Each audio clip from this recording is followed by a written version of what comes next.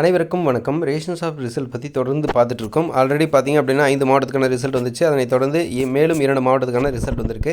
நம்ம ஆல்ரெடி சொல்லியிருந்தோம் வெள்ளிக்கிழமை 3 டிஸ்ட்ரிக்ட் மேலே ரிசல்ட் விடுறதுக்கான வாய்ப்பு இருக்குது அப்படின்னு சொல்லியிருந்தோம். அந்த வகையில் வெள்ளிக்கிழமை மிகுந்த எதிர்பார்ப்போடு காத்துட்டு இருந்தோம். பட் வெள்ளிக்கிழமை வந்து 2 டிஸ்ட்ரிக்ட் தான் விட்டுருந்தாங்க. ஒன்று வந்து கிருஷ்ணகிரி, இன்னொன்று வந்து பார்த்திங்க அப்படின்னாக்கா காஞ்சிபுரம் மாவட்டத்திற்கான ரிசல்ட் வந்து விட்டுருக்காங்க. So Kanchipuram TRB Kanchipuram search பண்ணிங்க அப்படின்னா வரும். இதில் வரக்கூடிய ஃபஸ்ட் லிங்க்லேயே கிளிக் பண்ணிங்க அப்படின்னாக்கா நீங்கள் ரிசல்ட்டை பார்க்கலாம். ஸோ இதில் இந்த மாதிரி பேஜ் தான் ஓப்பன் ஆகும். ஸோ இதில் வந்து பார்த்திங்க அப்படின்னாக்கா ப்ரொஃபஷனல் செலெக்ஷன் லிஸ்ட் அப்படின்னு சொல்லி கொடுத்துருக்காங்க.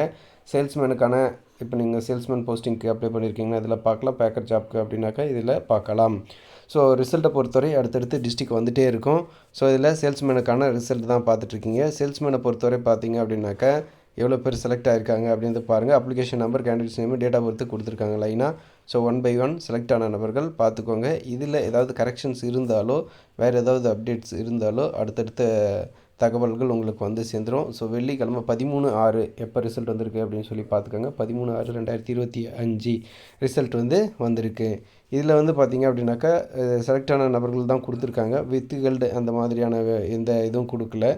ஸோ கிட்டத்தட்ட 47 பேர் வந்து சேல்ஸ்மேனுக்கு செலக்ட் ஆகிருக்காங்க என்பது குறிப்பிடத்தக்க விஷயம். அதே மாதிரி பேக்கருக்கு எவ்வளோ பேர் செலக்ட் ஆகிருக்கான்னு பார்க்கலாம். சேல்ஸ்மேனோட பேக்கர் ஜாப்ஸ் வந்து கம்மியாக தான் இருக்கும்.